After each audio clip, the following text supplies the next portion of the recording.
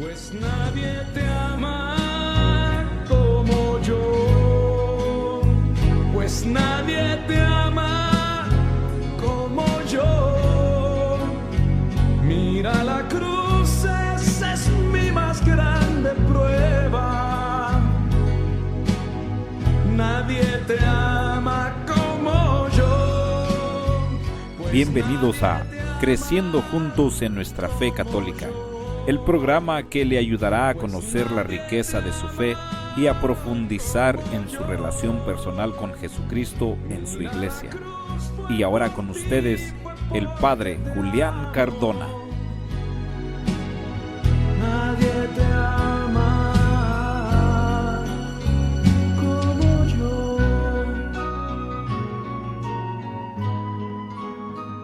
Un saludo muy especial, como siempre, con el gozo inmenso de saber que nuestro domingo comienza así, juntos creciendo en nuestra fe católica, y que ustedes ya han incluido dentro de las actividades del domingo el estar allí, al lado de su radio, de su teléfono celular, cuando van manejando su vehículo, sintonizan esta emisora para que nos encontremos como hermanos todos en la fe y que podamos seguir escuchando la palabra de Dios, que es palabra de vida, palabra de salvación para todos nosotros. Un saludo entonces muy especial desde cualquier lugar donde se encuentren, donde estén en este momento realizando cualquier actividad, si acabaron de despertarse para estar con nosotros, si ya han tenido varias actividades en esta mañana.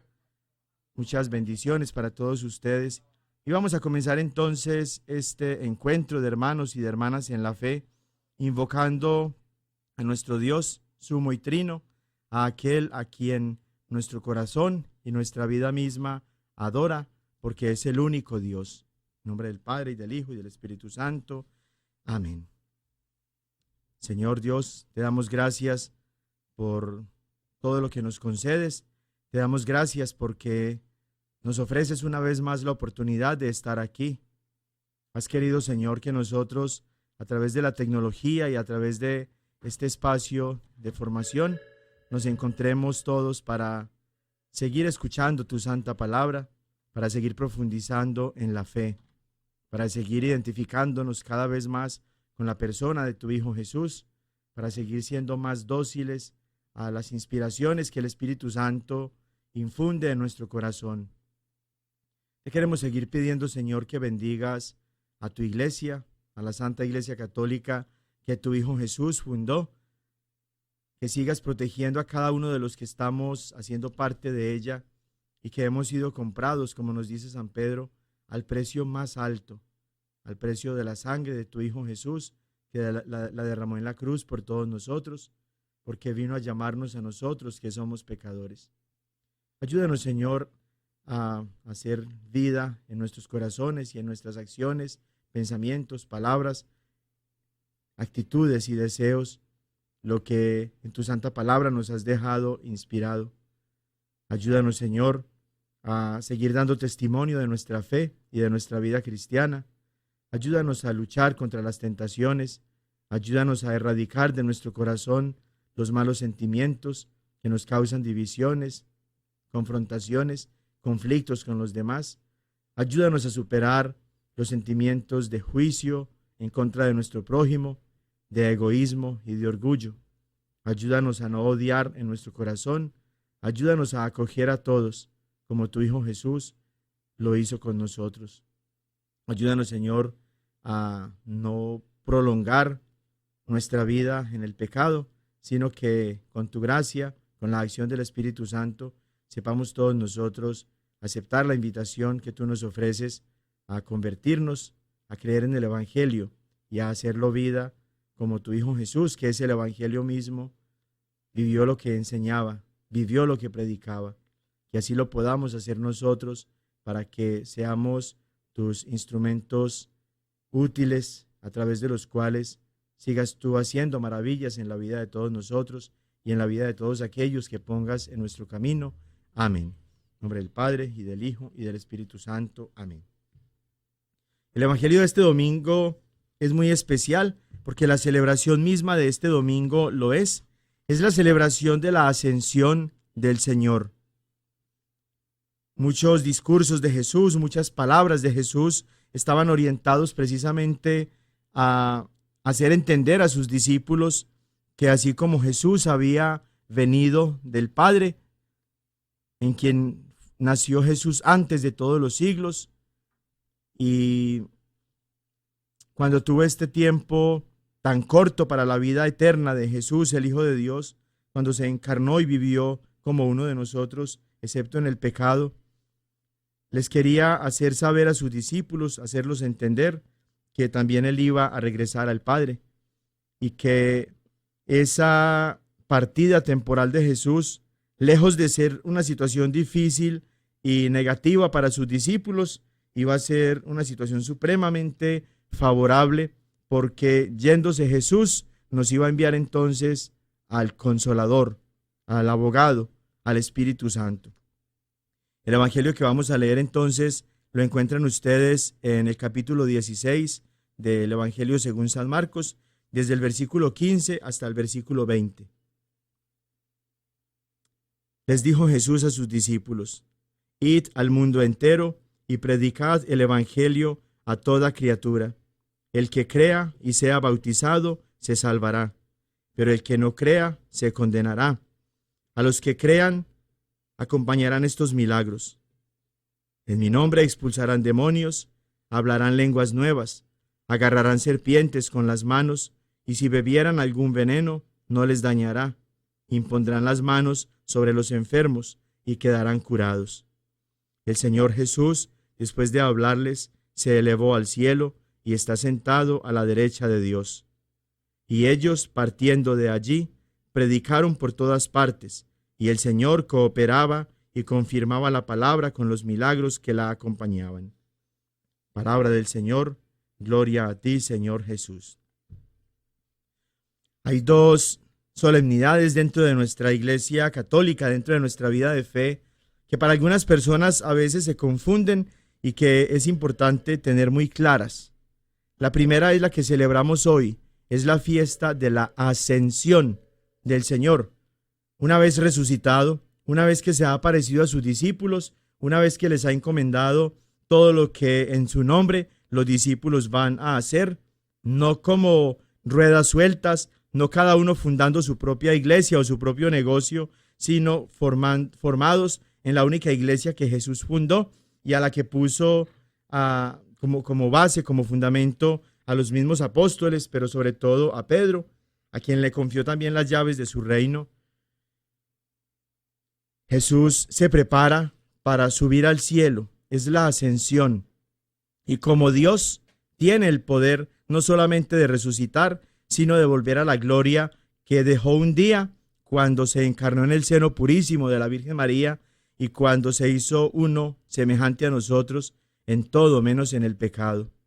La ascensión celebra, reconoce, recuerda y conmemora entonces aquel acontecimiento según el cual Jesús ya termina su vida terrena y parte para ocupar nuevamente su lugar a la diestra de Dios Padre como Dios por toda la eternidad. Esta celebración, esta solemnidad, constituye para nosotros también una de nuestras creencias fundamentales como católicos, hasta el punto que en el credo, que es la síntesis de nuestra fe, el resumen de nuestra fe, lo mencionamos siempre. Creemos que Jesús, una vez resucitado, subió al cielo y está sentado a la derecha del Padre y que un día vendrá como juez de vivos y muertos. Esa es la solemnidad de la ascensión. La otra, que tiende a ser un poquito confusa para algunas personas y que los hermanitos protestantes rechazan radicalmente porque dicen que no está en la Biblia, es la solemnidad de la Asunción de la Santísima Virgen María. Jesús asciende con su propio poder porque es Dios. María es asunta, es decir, es elevada. Ella no lo hace por sus propios medios porque es un ser humano como tú, como yo. Es una mujer que, a diferencia de lo que vivió en su vida, sin ninguna clase de pecado, en su ser de mujer no se diferencia de las otras mujeres, por ejemplo, de nuestra mamá, de nuestras hermanas, de nuestros familiares, de las esposas de ustedes que están viviendo la vida en pareja. María es una mujer, es un ser humano, escogida por Dios, elevada por Dios a la dignidad de ser madre de su hijo, pero ella no es una diosa, ella es un ser humano, y por eso no tiene el poder que tiene su hijo Jesús para ascender ella misma al cielo, pero Jesús, como Dios y como su hijo, que ama y honra profundamente a su mamá, no la iba a dejar que se corrompiera en el sepulcro y que se descompusiera, y por eso no solo su alma, sino también su cuerpo son elevados al cielo.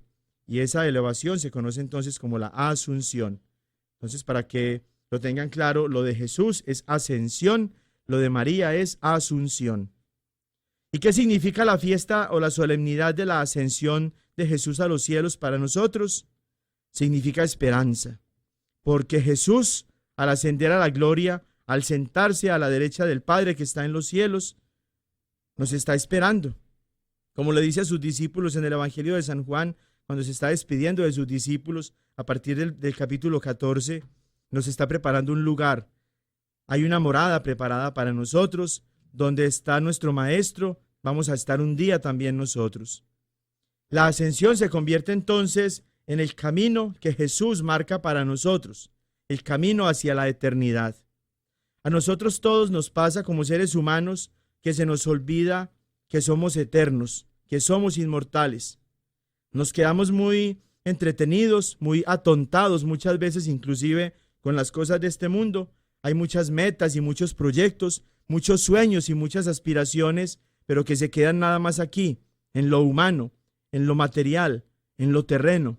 Y se nos olvida que nosotros tenemos un ADN eterno, inmortal, porque somos creados a imagen y semejanza de Dios, y Dios es eterno y es inmortal, de tal manera que nuestra alma nos permite tener la participación de la vida eterna con Jesús, y gracias a Jesús. El hecho de que Jesús ascienda al cielo entonces se convierte para nosotros en la esperanza de que un día también nosotros vamos a ser llevados al cielo. Como María, precisamente, vamos a ser nosotros también elevados al cielo. Pero a diferencia de María, nuestra Madre Santísima, nuestro cuerpo va a quedar sepultado, bien sea cuando es puesto en su totalidad en la tierra o cuando es cremado y las cenizas se conservan aquí. Y San Pablo nos dice que un día nosotros vamos a recuperar ese cuerpo glorificado como el cuerpo de Cristo. De tal manera que nosotros todos estamos llamados a aquello mismo de lo que ya participan Jesús, la Virgen Santísima y todos los santos de la gloria eterna.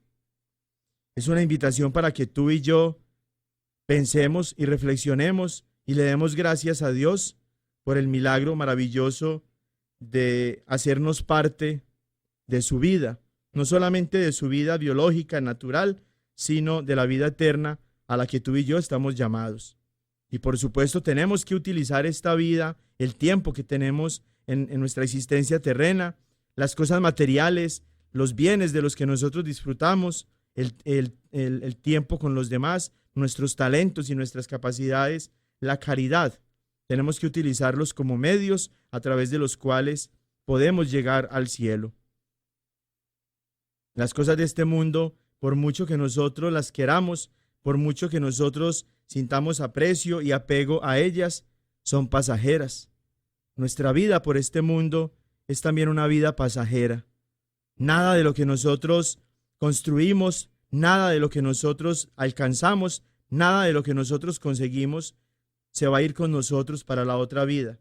Solamente las buenas obras, que son las que nos permiten construir un tesoro en el cielo, son las que nos vamos a llevar. Está el pasaje tan hermoso también en el capítulo 25 del Evangelio según San Mateo, en el que Jesús precisamente está hablando de qué es lo que nosotros vamos a presentar en el cielo y qué es lo que nos va a abrir las puertas del reino de los cielos a nosotros. No son nuestros conocimientos, no son nuestras habilidades, no son nuestras relaciones humanas y nuestros reconocimientos humanos, no es la buena fama que hayamos tenido ante los demás, no son las cosas materiales que nosotros hayamos conseguido, van a ser nuestras obras. Y por eso Jesús nos ofrece en ese pasaje tan importante precisamente la referencia acerca de lo que nosotros mismos vamos a poder hacer, vamos a poder disfrutar.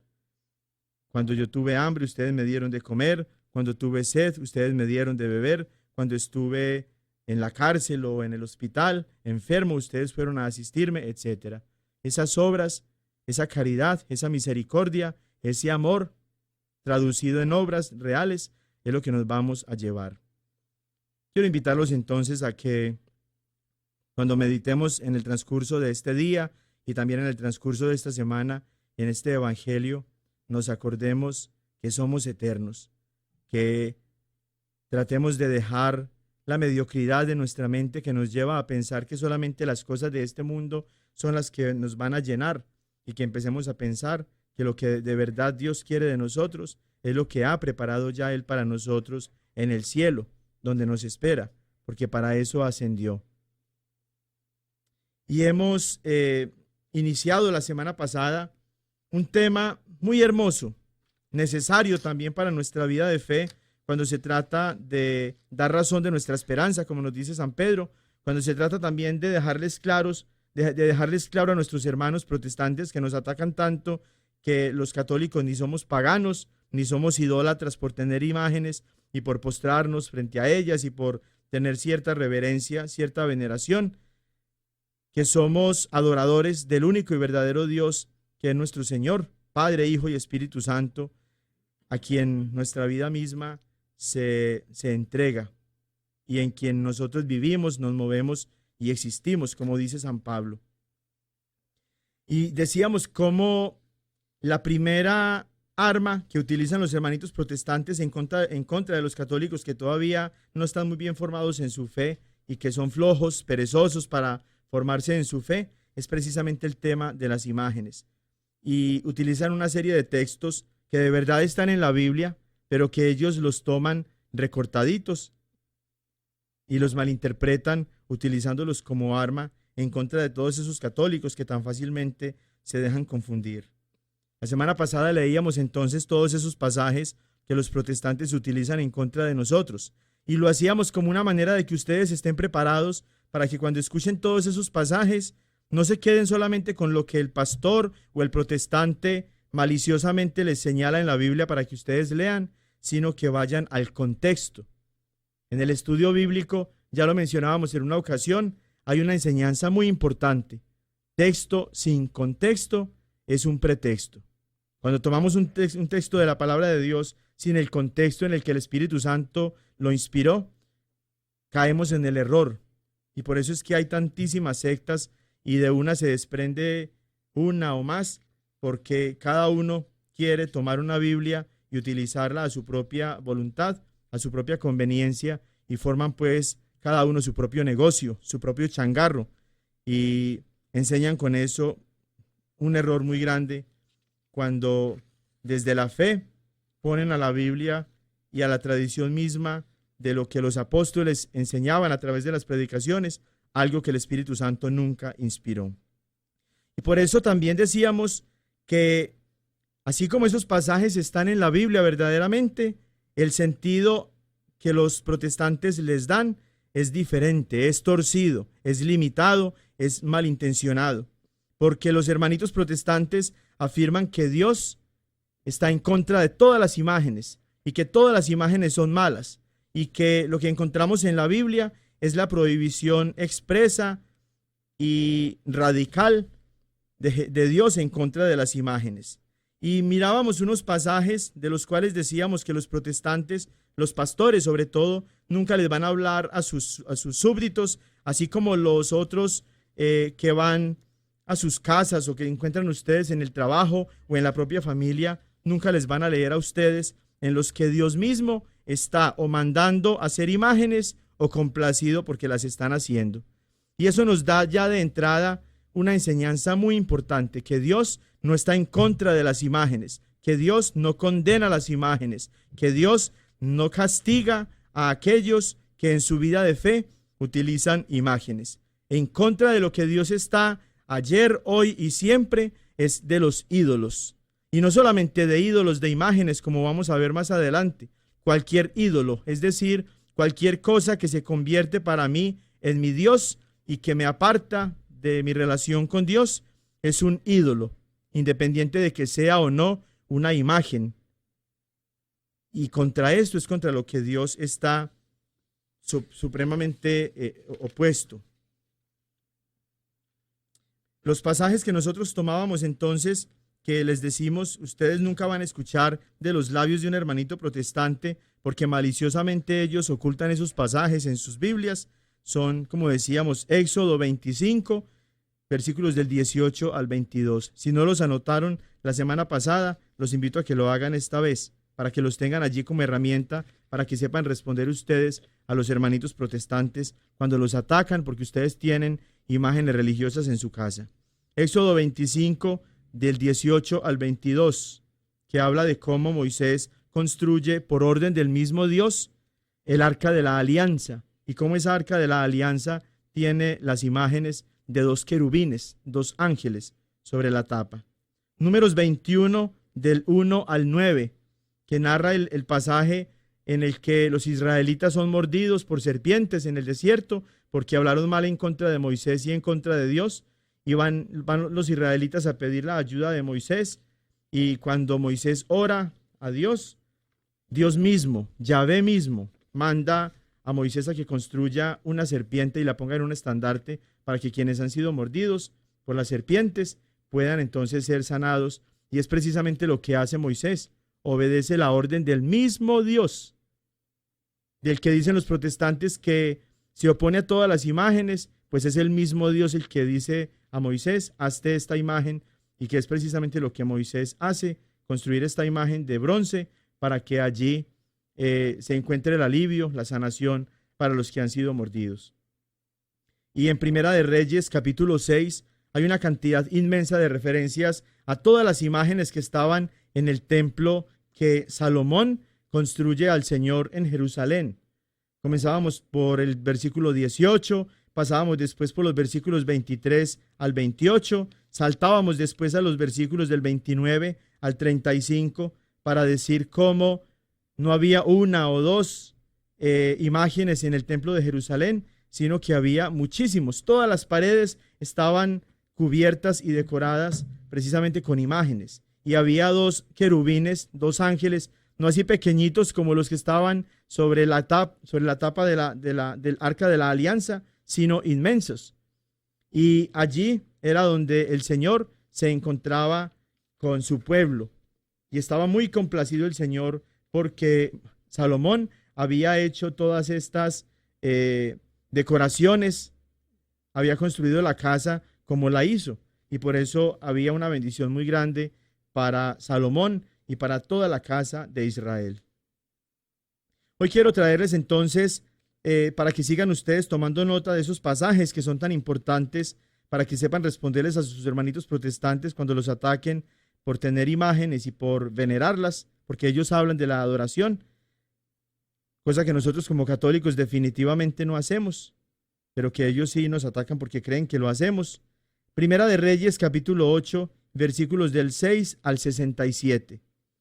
No lo vamos a leer todo por cuestión del tiempo, pero ustedes pueden tomar nota allá en su casa. Primera de Reyes, capítulo 8, versículos del 6 al 67, que narra precisamente cómo el arca de la alianza, que es un objeto, es una caja de madera recubierta de oro, con esos dos querubines encima sobre la tapa, es un elemento muy venerado, no adorado, muy venerado por los israelitas, y que muestra precisamente toda la pompa, toda la reverencia, toda la solemnidad con la que Salomón, acompañado de los ancianos de Israel, tomaron para trasladar el arca de la alianza. Y hay un elemento que quiero mencionar allí en este pasaje, y es el hecho de que cuando ponen el arca de la alianza dentro del templo, la gloria de Yahvé llenó la casa. O sea, la gloria de Yahvé, Dios mismo, entró en el templo, y ya no, los sacerdotes no pudieron entrar, ni el pueblo tampoco, por supuesto, porque Yahvé, Dios, habían ocupado ese templo decorado con muchas imágenes, lo cual muestra que Dios no estaba ni enojado ni contrario a que se colocaran todas estas imágenes en su templo, sino lo contrario. En Primera de Crónicas, capítulo 13, versículos del 7 al 12, hay también un pasaje en el que se narra cuando se está transportando el Arca de la Alianza, esta vez dirigida la operación, la actividad, por David, el rey especial, preferido, el rey anunciado por los profetas, el rey que tiene las raíces humanas y las raíces históricas a las que después Jesús va a pertenecer. De tal manera pues que no era un rey ni idólatra ni infiel a la fe en Dios, sino todo lo contrario. Como de igual manera están llevando el Arca de la Alianza con mucho respeto y con mucha reverencia, hasta el punto que están cantando y tocando cítaras, salterios, adufes, címbalos y trompetas. Y hay un elemento allí muy interesante, y es cuando de la carreta sobre la que llevan el arca se está deslizando el arca y amenaza con que se va a caer, y hay una persona, un señor Uzá, que para evitar que esa Arca de la Alianza se caiga al suelo, extiende su mano para sostenerla. Y nos dice el pasaje de Primera de Crónicas, capítulo 13, versículos del 7 al 12, que murió precisamente por tocar el Arca de la Alianza. Y entonces los hermanitos protestantes hablan de la imposibilidad de que nosotros tengamos elementos sagrados, porque son ya ídolos. Pero encontramos un elemento tan sagrado para los judíos y tan sagrados para el mismo Dios, que inclusive no permitió que una persona común tocara este objeto. Valdría la pena preguntarle a los hermanitos protestantes por qué se murió Uzá, si nada más era una caja de madera recubierta de oro. No era Dios, no era un ídolo, era un objeto sagrado. ¿Por qué se murió Uzá? Sobre todos estos pasajes y sobre la diferencia tan grande entre lo que los hermanitos protestantes afirman y lo que la Biblia verdaderamente enseña, ¿cómo entender entonces que Dios prohíba hacer imágenes de todo lo que hay en el cielo, en la tierra y debajo de la tierra, y que se le dé culto, pero que luego el mismo Dios sea el que dé órdenes a sus servidores para que hagan imágenes y las ubiquen inclusive en la parte más sagrada de su tienda del encuentro y más tarde en su templo, y que lejos de enojarse por esto, Dios esté complacido y derrame muchas bendiciones sobre todos por haberlo hecho tal y como Él ordenó? Podríamos preguntarnos entonces, ¿será que Dios no sabe lo que quiere, o es caprichoso, o cambia de parecer? Por supuesto que no. Todo cuanto agrada a Yahvé lo hace en el cielo y en la tierra, en los mares y en todos los abismos. Salmo 135, versículo 6. ¿Será que Dios es como un niño caprichoso que cambia de parecer y que, como nosotros, unas veces dice una cosa y otras veces dice otra? No, porque no es Dios un hombre para mentir, ni hijo de hombre para volverse atrás. Números capítulo 23, versículo 19. Quizás será que Dios es bipolar, esa enfermedad que ahorita se ha diagnosticado a tantas personas. Claro que no, porque ayer como hoy Jesucristo es el mismo y lo será para siempre. Hebreos capítulo 13, versículo 8. ¿O será más bien que la Biblia se contradice, que no podemos confiar en ella porque unas veces dice unas cosas, pero otras veces dice cosas completamente contrarias y diferentes? De ninguna manera, porque toda escritura es inspirada por Dios y útil para enseñar, para arguir, para corregir y para educar en la justicia. Segunda carta de San Pablo a Timoteo, capítulo 3, versículo 16. El arca de Dios, los querubines, el propiciatorio, las imágenes que adornaban la tienda del encuentro y más tarde el templo, no merecen honores divinos, no se les puede rendir culto como si se tratase de Dios, pero el pueblo necesita también esos signos visibles, sensibles. Dios ha mandado construir esto como signo de la presencia del mismo Dios en medio del pueblo. Así como se acude al arca de Dios para hacer oración, porque es signo de la presencia de Dios, como lo encontramos en Josué capítulo 7, versículo 6, Pasaje este muy interesante porque Josué está postrado, no está arrodillado, está postrado, inclusive con su rostro en tierra, y no por un ratito, sino por hasta la tarde, porque el pueblo de Israel había sido derrotado en una guerra. Josué no está postrado ante la presencia de Dios, no está postrado ni siquiera ante un ángel, está postrado ante un objeto. Peor aún, está postrado frente a dos imágenes de querubines. Y por hacerlo, por estar allí, no está cometiendo el pecado de la idolatría. Dios no se enfada con Josué porque está postrado con los ancianos de Israel allí. Los hermanitos protestantes juzgan a los católicos porque nos arrodillamos ante las imágenes y viéndonos ellos creen inmediatamente que estamos adorando, pero se les olvida que Josué, el siervo de Dios, también se postró rostro en tierra ante dos imágenes y nunca porque las quisiera adorar. De la misma manera, Salomón colocó querubines y otros adornos en el templo de Jerusalén, como ya decíamos en Primera de Reyes, capítulo 6. ¿Qué pasa entonces? ¿Por qué esa diferencia tan grande entre lo que los hermanos protestantes afirman, con lo cual nos acusan a nosotros de paganos y de idólatras, y lo que verdaderamente la Biblia enseña? El problema es que Martín Lutero, por allá en 1517, y después de él todos los que han querido formar su propia secta, negocio y grupo, y llamarlos iglesia, han olvidado la enseñanza de San Pedro, nuestro primer papa, aquel sobre quien Cristo construyó y sigue construyendo su propia iglesia, la iglesia de Jesús, que es la única verdadera. Pero ante todo, tened presente que ninguna profecía de la Escritura puede interpretarse por cuenta propia, porque nunca profecía alguna ha venido por voluntad humana, sino que hombres movidos por el Espíritu Santo han hablado de parte de Dios. Segunda carta de San Pedro, del capítulo 1, versículos del 20 al 21. Martín Lutero y todos los protestantes que se han separado de la Iglesia Católica y que la han atacado con un odio tan agresivo que no proviene de ellos, sino del mismo demonio que los inspira, se han atribuido el derecho y la facultad de interpretar a su antojo y a su conveniencia la Sagrada Escritura, poniendo a la Biblia a decir y a enseñar no lo que el Espíritu Santo inspiró en ella, sino lo que la avaricia y la ambición de sus corazones retorcidos quiere enseñar. Ya sobre ellos nos advertía el mismo San Pedro en la misma carta que acabamos de citar. Allí leemos: hubo también en el pueblo falsos profetas, como habrá entre vosotros falsos maestros que introducirán herejías perniciosas y que, negando al dueño que los adquirió, atraerán sobre sí una rápida destrucción.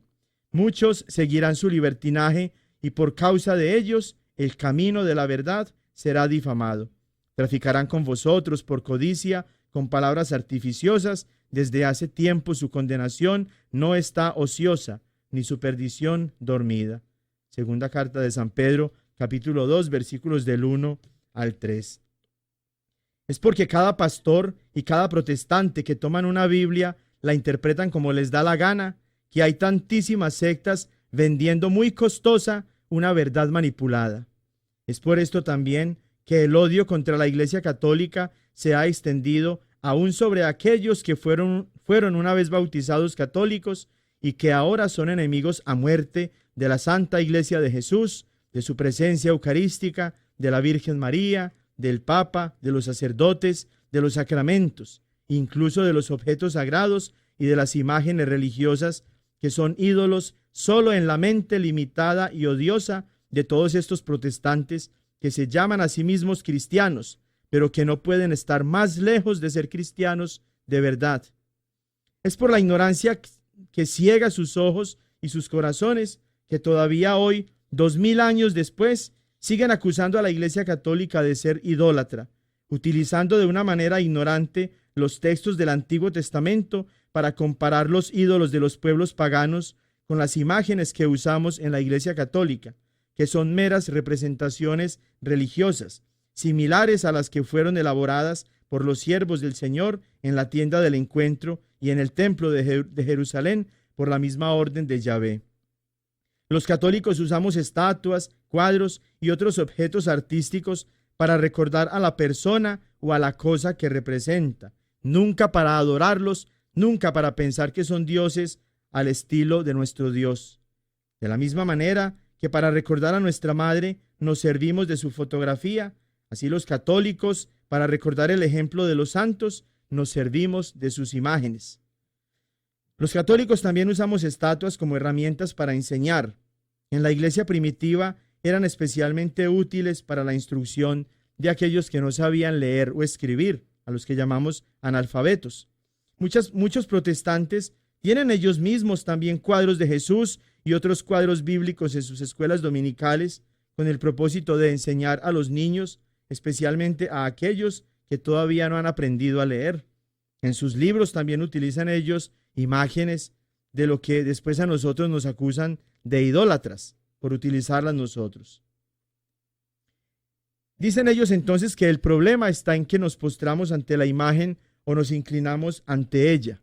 Por el hecho de arrodillarnos y de postrarnos, de encender velas y de poner florecitas, de tener nuestros altares adornados con estas imágenes, piensan ellos que la gran falta de nosotros como católicos es esa, que nos postramos ante la imagen y que al postrarnos nos estamos convirtiendo en idólatras porque la adoramos.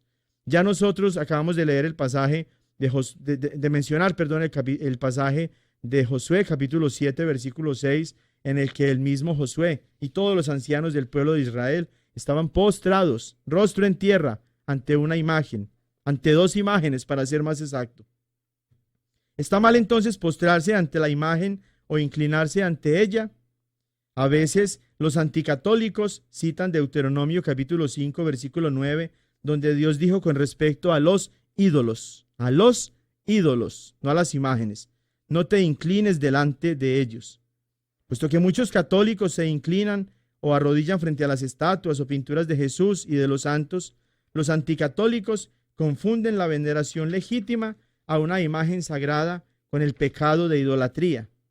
Fuera de contexto, todos estos ponen a la Biblia a decir cosas que el Espíritu Santo no inspiró, llenándose así de un odio insoportable sobre todo lo que creen ellos está en contra de la voluntad de Dios y de la Biblia. Es necesario recordarles a estos hermanos que si bien es cierto que la genuflexión, es decir, inclinarse, así como ponerse de rodillas, pueden ser dos posturas usadas por la persona que esté ofreciendo su adoración al Señor, no toda genuflexión es adoración, y no siempre que alguien se postra ante algo o alguien lo está haciendo con la intención de adorar. Existen culturas, en especial en Asia, en las que los saludos no se ofrecen dando la mano como en nuestra cultura, sino con una genuflexión o venia ante la otra persona, en especial si ésta es una persona mayor de edad. De la misma manera, podemos decir que cuando las personas tenían que mirar a la serpiente de bronce para ser curados, no le estaban adorando, cosa que queda demostrada por el hecho de que años después, cuando sí la empezaron a adorar y hasta le dieron un nombre, Nehustán, como un dios culebra, el rey justo Ezequías la hizo destruir. Muy posterior a la elaboración y a la utilización de este objeto que Dios mismo mandó construir, vino su adoración, y ahí fue cuando la destruyó el rey Ezequías. Antes era solamente una imagen que servía para un fin en especial que Dios mismo había destinado. Todos estos hermanos protestantes se llenan de odio y atacan sin misericordia a los católicos, juzgándolos de idólatras por la veneración que los ven hacer. Cometen un pecado gravísimo del que la Santa Biblia y el mismo Jesús nos advirtió. Todos ellos caen en el pecado de juzgar a los demás, y lo más grave aún, los juzgan en cosas que ellos ni siquiera conocen ni entienden, porque basan su acusación y sus juicios en las acciones externas de las personas, cuando solo Dios puede leer el corazón humano. Primera de Samuel, capítulo 16, versículo 7, nos dice: pero el Señor dijo a Samuel: no mires a su apariencia ni a lo alto de su estatura, porque lo he desechado, pues Dios no ve como el hombre ve, pues el hombre mira la apariencia exterior, pero el Señor mira al corazón. Esos protestantes están mirando la apariencia de las acciones para juzgar en ellas lo que consideran es idolatría y es adoración, ¿Cómo pueden ellos entrar al corazón humano de la persona que está allí postrada o que está reverenciando, venerando a una imagen cualquiera para acusar y para afirmar con tanta severidad que están adorando? ¿Quién les da ese conocimiento? ¿Quién les da esa capacidad? ¿Quién les da ese derecho? ¿Quién les da esa facultad? Juzgan la apariencia, leen la apariencia, ven la apariencia externa y juzgan a partir de ella cuando solo Dios mira el corazón. A todos estos hermanos separados que dicen ser cristianos y obedecer los mandamientos de Cristo, pero que faltan de una manera tan anticristiana al mandato del amor de Jesús y a sus enseñanzas de no juzgar, porque solo Dios es juez de todos, les quiero recordar con la palabra de Dios, con su misma Biblia, a la que ellos convierten en un arma contra los católicos, que ellos no fueron señalados por Dios como jueces de nosotros, los católicos, ni de nadie, y que al juzgarnos y atacarnos con tanta saña y odio, se están alejando cada vez más de lo que dicen ser cristianos, seguidores de Cristo, porque un verdadero cristiano no actúa como ellos. Aún en el mismo libro del Éxodo que ellos utilizan en contra de nosotros, está este pasaje en el capítulo 23, versículos del 6 al 7. Aléjate de acusación falsa, y no mates al inocente ni al justo, porque yo no absolveré al culpable. Ellos acusan falsamente a los católicos de ser idólatras. Ellos acusan falsamente a la Iglesia Católica de ser una iglesia pagana e idólatra, y Dios no absolverá al culpable. Mateo capítulo 7, versículos del 1 al 2. Jesús, a quien ellos dicen seguir y obedecer: no juzguéis para que no seáis juzgados, porque con el juicio con que juzguéis seréis juzgados, y con la medida con que midáis se os medirá. Juan capítulo 7, versículo 24, no juzguéis por la apariencia, sino juzgad con juicio justo. Romanos capítulo 2, versículo 1, por eso no tienes excusa quien quiera que seas, tú que juzgas, pues juzgando a otros, a ti mismo te condenas, ya que obras esas mismas cosas, tú que juzgas. En ese mismo capítulo, en ese mismo libro, de San Pablo a los Romanos, en esa misma carta, encontramos otro pasaje muy fuerte que nos escribe San Pablo en el capítulo 14, en el versículo 10 en adelante. ¿Tú por qué juzgas a tu hermano? ¿O por qué desprecias a tu hermano? Todos compareceremos ante el tribunal de Dios, porque está escrito: vivo yo, dice el Señor, ante mí se doblará toda rodilla y toda lengua confesará a Dios. Así pues, cada uno de nosotros dará cuenta de sí mismo a Dios.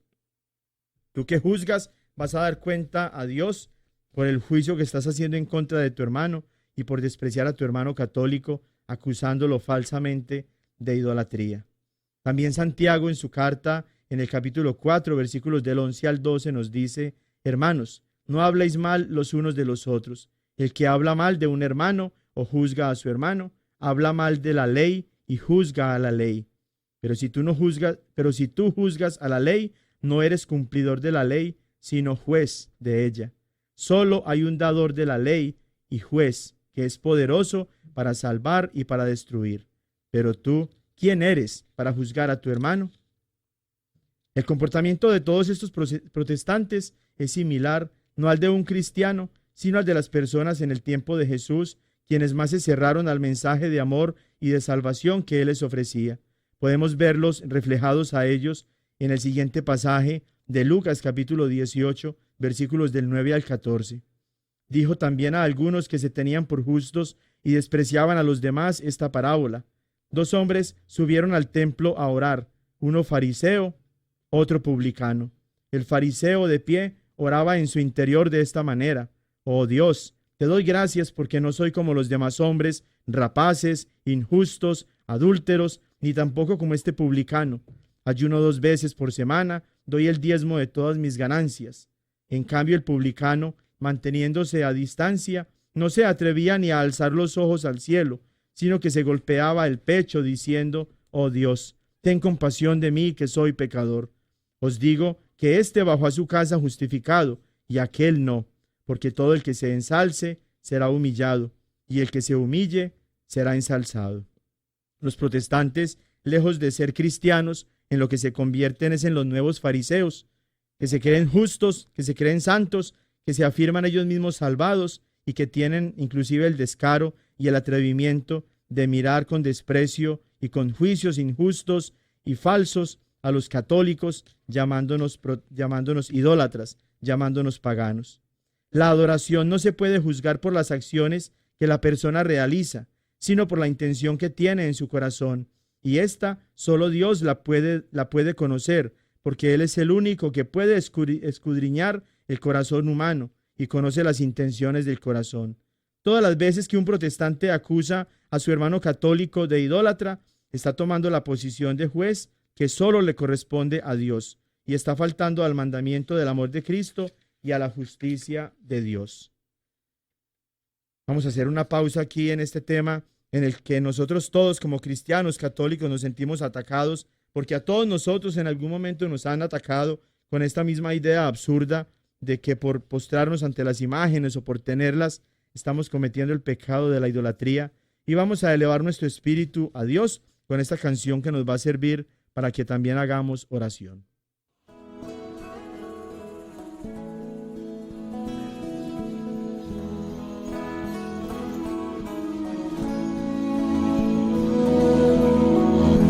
Conversando con dos ángeles que del cielo descendieron, con curiosidad les pregunté si conmigo siempre estaban. Me respondieron casi siempre sí. Solo un momento te dejamos. Y preocupado yo pensaba así: es cuando entra el pecado en mí. Los dos me vieron a los ojos, me respondieron diciendo que no, y dibujando una sonrisa le revelaron a mi corazón. Escuche: al recibir a Cristo Eucaristía, quedas envuelto en una luz divina, y alrededor de ustedes nos quedamos todos los ángeles cantando. ¿Se acuerdan?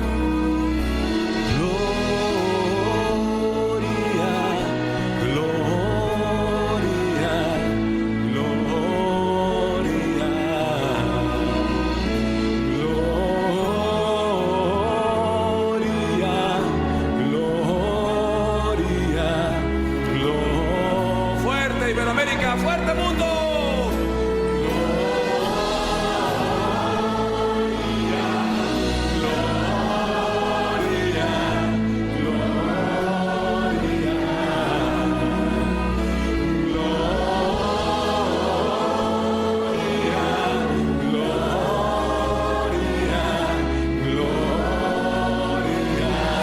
Más fuerte aún, venga.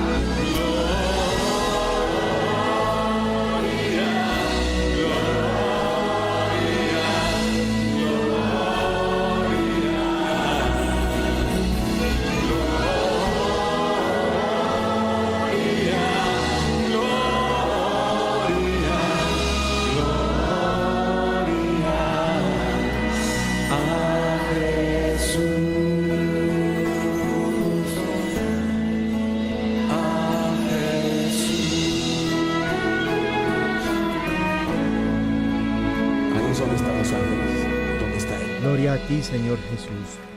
Gloria a ti, Señor. Vamos a comenzar entonces con la pregunta que nos prepararon para el día de hoy. Yo tengo una pregunta para el programa de radio. Yo soy Brittany y estoy llamando desde Knoxville, Tennessee. Y mi pregunta es de que he escuchado que según la Biblia debemos dar un 10% de nuestra ganancia a la iglesia. ¿La Iglesia Católica verdaderamente enseña eso? ¿Y dónde habla de eso en la Biblia? Gracias. Muchas gracias por esa pregunta tan importante, Brittany. Y en otro momento, si Dios quiere, vamos a dedicar 2 catequesis completas a aclarar el tema del diezmo. Pero para responder a tu pregunta y para empezar ya a dar ciertas luces a todas las hermanitas y hermanos católicos que se han ido para estas iglesias de garaje en las que los extorsionan con esos diezmos que enriquecen a los pastores y que a ellos los van sumiendo cada vez más en la pobreza y en la dependencia económica. Vamos a aclarar entonces, en primer lugar, a partir de la Santa Biblia, lo siguiente. El diezmo es una práctica religiosa, ritual, muy importante para los judíos, que Dios determinó precisamente en el Antiguo Testamento para ellos. En el capítulo 27 del libro del Levítico, de los versículos 30 al 33, encontramos lo siguiente. El diezmo entero de la tierra, tanto de las semillas de la tierra como de los frutos de los árboles, es de Yahvé, es cosa sagrada de Yahvé. Si alguno quiere rescatar parte de su diezmo, añadirá la quinta parte de su valor. Todo diezmo de ganado mayor o menor, es decir, cada 10ª cabeza que pasa bajo el cayado, será cosa sagrada de Yahvé. No se escogerá entre animal bueno o malo, ni se le puede sustituir, y si se hace cambio, tanto el animal permutado como su sustituto serán cosas sagradas, no podrán ser rescatados. Estos son los mandamientos que Yahvé encomendó, escuchen por favor, estos son los mandamientos que Yahvé encomendó para los hijos de Israel en el monte Sinaí. De tal manera que el diezmo es una práctica que sigue siendo muy importante para los hermanos judíos, no para los cristianos, no para aquellos que creemos en la presencia de Jesús, Dios con nosotros, y que estamos unidos a Jesús en la nueva alianza sellada con su sangre. El pasaje que acabamos de leer define ciertamente que aquello que se le ofrece a Dios en diezmo es la 10ª parte, pero como ustedes pueden observar o como han escuchado atentamente, no está hablando el Señor de dinero, está hablando de los productos de la tierra y está hablando de los ganados. Lo primero. Lo segundo, no está diciendo aquí nada en absoluto acerca de que tiene que ser de todo lo que uno gane, ni al mes o a la semana inclusive, sino es anual, es una vez al año lo que se paga. Hay un diezmo diferente del que vamos a hablar más adelante si Dios quiere, y es el que se ofrece cada 3 años y que no era para los sacerdotes y no era para los líderes religiosos de su tiempo, sino que era para los pobres, para las viudas, para los huérfanos y para los levitas, que eran aquellos que estaban dedicados al servicio de Dios y que no habían recibido parte de herencia en la tierra prometida. Entonces, hermanos cristianos que han dejado la verdadera iglesia católica para meterse a todas estas sectas y negocios que tantos protestantes utilizan para su beneficio económico, no se dejen confundir cuando les digan que tienen que pagar diezmos obligatorios y cuando les citen Malaquías capítulo 3 para decirles que le están robando al Señor. El diezmo es una actividad muy importante para los judíos, no para los cristianos.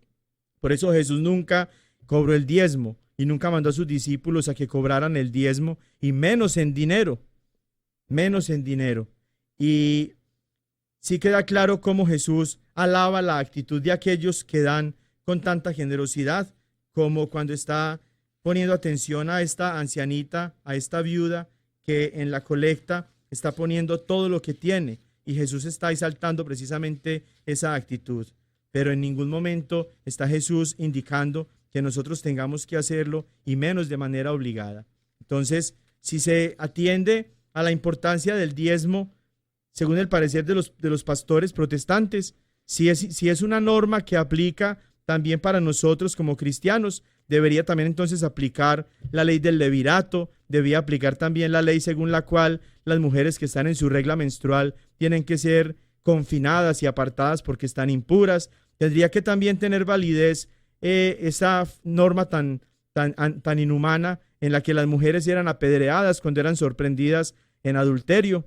En ese sentido, el Facebook se convertiría en la peor herramienta para los infieles, porque ¿cuántos no utilizan el Facebook para eso? Si el diezmo que viene del Antiguo Testamento vale para nosotros, también debería valer todo el conjunto de reglas y de normas que los judíos tenían.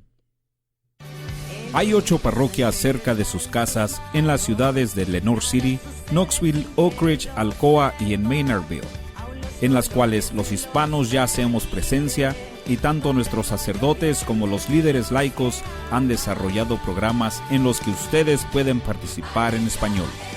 Estas iglesias tienen misa en español durante estos horarios. Todos los sábados a las 7 de la noche en Lenoir City en la parroquia Santo Tomás Apóstol, en Knoxville en la parroquia Todos los Santos, All Saints, y en Alcoa en la parroquia Nuestra Señora de Fátima. Todos los domingos puede asistir a misa en español en las siguientes iglesias y horarios. En Oak Ridge en la parroquia Santa María a las 2 de la tarde, en Knoxville en la Catedral del Sagrado Corazón de Jesús a la 1 de la tarde, y en la parroquia Santo Espíritu, Holy Ghost, a las 7 de la noche. En Maynardville, en la parroquia Santa Teresa de Calcuta, a las 11 de la mañana.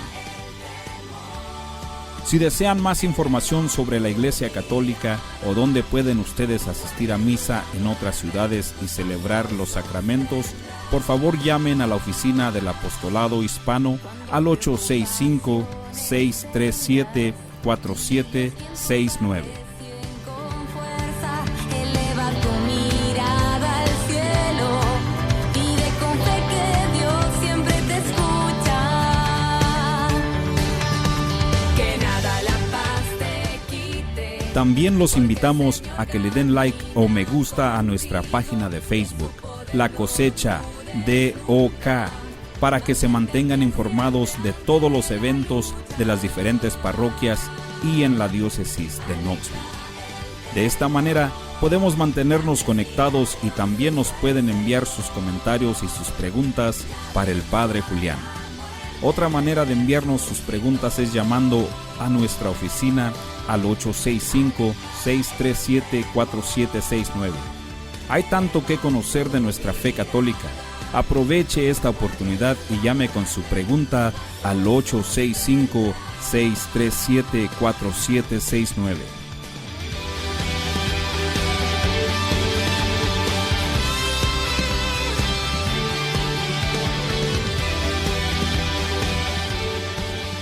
La Iglesia de Santo Tomás Apóstol de Lenoir City los invita a formar parte de su gran familia hispana. Ustedes están invitados a participar en el grupo de oración todos los jueves de 7 a 9 de la noche en el Centro de Vida Parroquial. La iglesia también ofrece clases de inglés y clases de español. Los invitamos al grupo de jóvenes y a los grupos de estudio de la Biblia. Para más detalles necesitan llamar a la oficina parroquial de lunes a viernes de 9 de la mañana a 4 de la tarde al 865-986-9885, 865-986-9885. También les anunciamos el horario del sacramento de la confesión, todos los martes a las 6 de la tarde en la iglesia. Los sacerdotes que hablan inglés y español los animan a que acudan a este sacramento regularmente. Y recuerden que todos son bienvenidos a la iglesia de Santo Tomás Apóstol de Lenoir City. Para anuncios de próximos eventos, por favor, vea La Cosecha.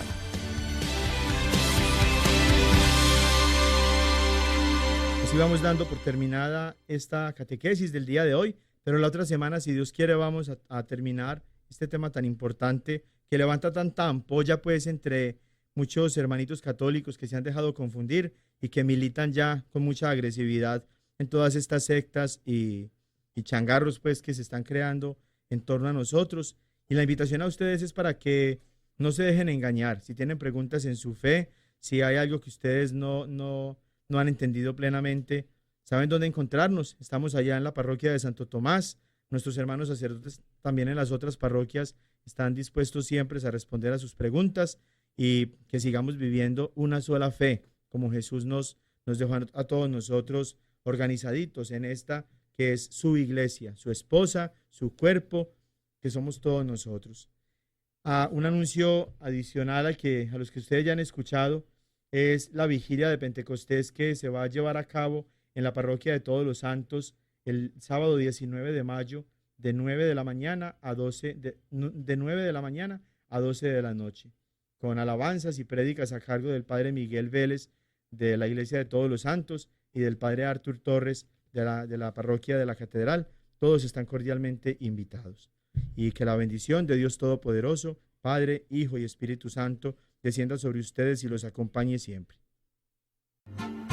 Ven con nosotros al caminar, Santa María, ven. La diócesis de Knoxville y la parroquia de Santo Tomás Apóstol de Lenoir City les agradecemos por habernos acompañado en Creciendo Juntos en Nuestra Fe Católica.